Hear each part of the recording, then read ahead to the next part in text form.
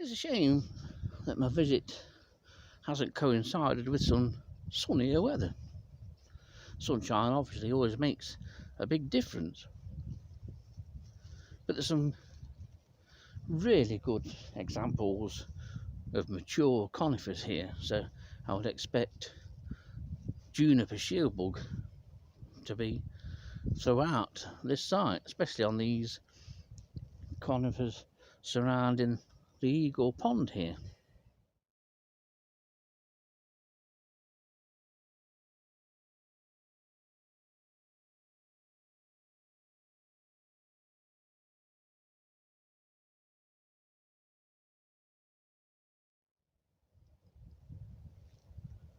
It's certainly a must place to visit if you've never been. Charge you more to go into the Abbey itself. I think it's about £6 to get into just the grounds, and the grounds are probably more than enough for most people. I've never actually been inside the Abbey itself. I imagine it to be very nice and probably well worth a visit.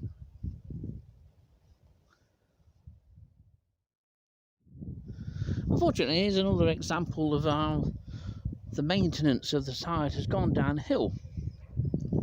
At one time of day, this path would have been far more maintained than it is now. It's not been edged off either side of the path for donkey's years, and so this tarmac or stone gravel path is gradually becoming lost by the encroaching vegetation. It could be made to be an absolute beautiful place, and I think every effort should be put into this. Despite this time of austerity and cutbacks, we need to be spending money on what is a jewel in Nottingham's crown.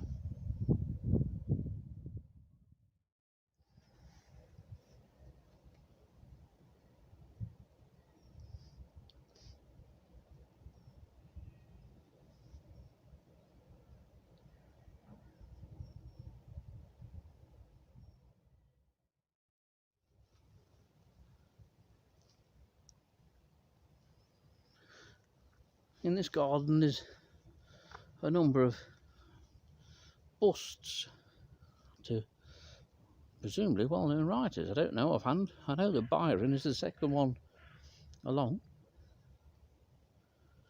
Don't know who the others are without going up and having a look. It started raining. What do you reckon to that?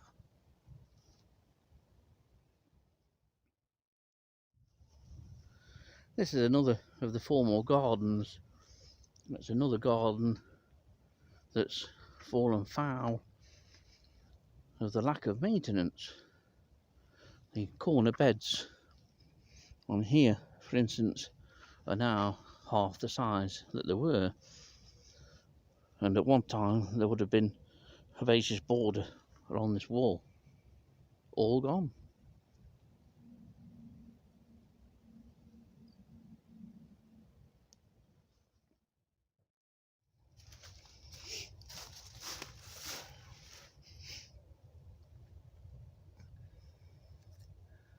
I'm just checking on this hart's tongue fern growing on this wall here, and here's our old friend Psychoides felicivora, or at least the larval workings.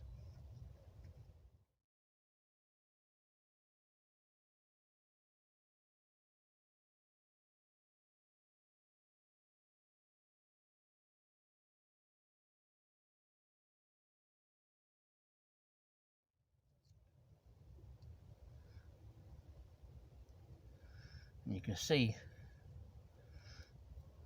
these dark brown streaks where the leaves have been eaten through the various feeding signs. That's another site for it in Nottinghamshire.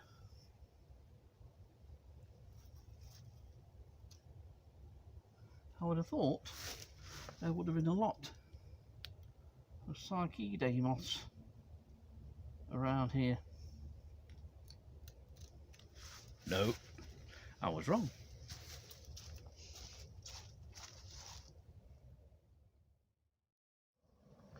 Well, this is the evergreen oak that I've come to look at, and there are a few low branches that I can just about reach, namely the one just in front here. I can't access those lower branches on the more sheltered side of the tree, which is this side, and well, the eastern side really. And that's where I would expect or look first for the leaf mines of Ectodemia herringella, which tend to be on the lee side of any tree. But from what I can see from the ground, there's no evidence of Ectodemia herringella or Stigmella subivora being here. It shouldn't remain that way for long. But it's interesting that it's not here, or neither species is here. Neither species is presently in Mansfield, despite looking for a number of years. It's still to turn up. But both moths are in South Nottinghamshire, and Ectodemia herringella, as you'll have seen on earlier videos, is certainly in Southall and is as far northeast in the county as Retford. Maybe its northerly range expansion up through the UK is more easterly biased than what I imagined.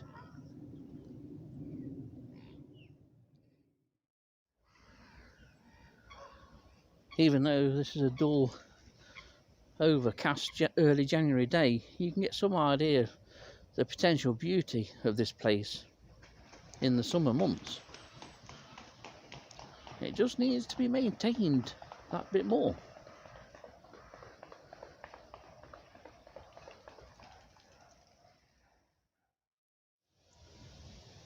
The invertebrate potential of Newstead is quite frankly enormous, and especially with it having so many evergreen trees and shrubs, even during the winter months, it would benefit from a prolonged session with the beating train. Who knows what could fall out of some of these evergreen trees and conifers. It really warrants a visit during the summer, especially when it'll be more pleasant. I'll pick a day when the sun's even out. How about that then? Aren't I considerate? It's still a nice place to visit even in the depths of winter. Not that we really have any depths of winter anymore. I think they disappeared with Victorian writers. Well, one leaf miner that is here, but there again is probably present on every example of this shrub throughout the county.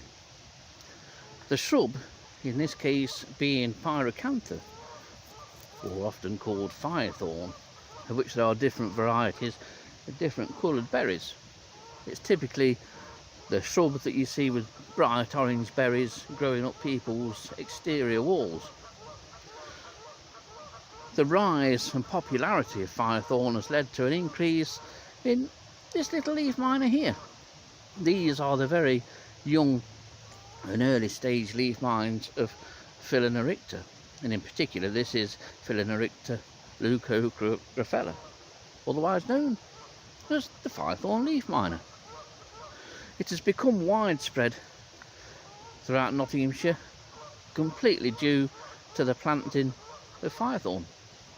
You will find the mines, you may well find mines that are much bigger than this. These are very young mines. There's a mine here, look, that is more typical against my finger and will almost fill the entire leaf.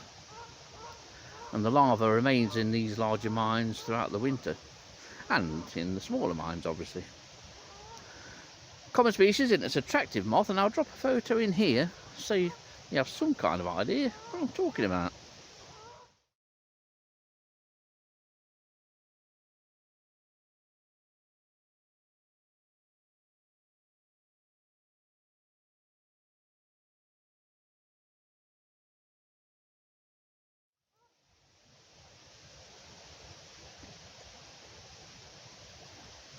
Now, Phalaenaricta leucographella is a new species, or a relatively new species, to the UK.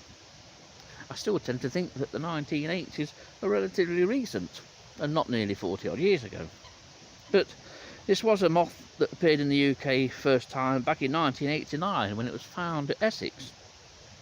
And since then it has spread northwards, westwards and eastwards and is now, I presume, countrywide.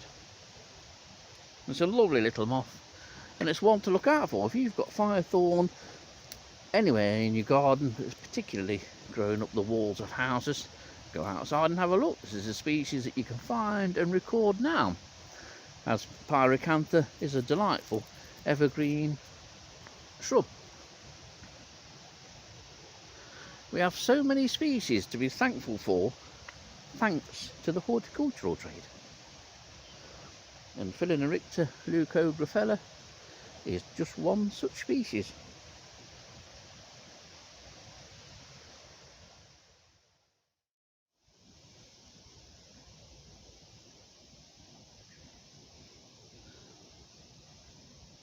Oh, that look nice. This is the lower lake at Newstead looking up towards the Abbey itself. And I notice a sign of spring in front of us in the form of the male swan there in the distance, now being extremely territorial. It'll soon be at the point where he changes these cygnets off. The breeding season is not far away. It's nearer than what you think.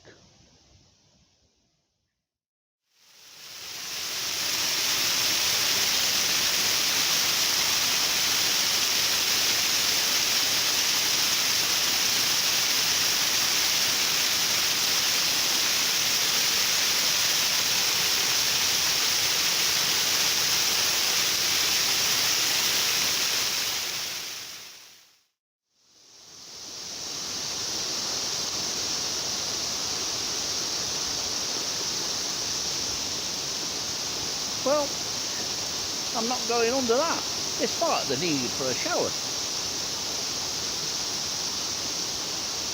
Or is it February already? Can't remember. I know I had a bath in December. I remember that all so well because of the traumatic experience that the bath gives me. That looks a bit too chilly. And there's no bubble bath in it.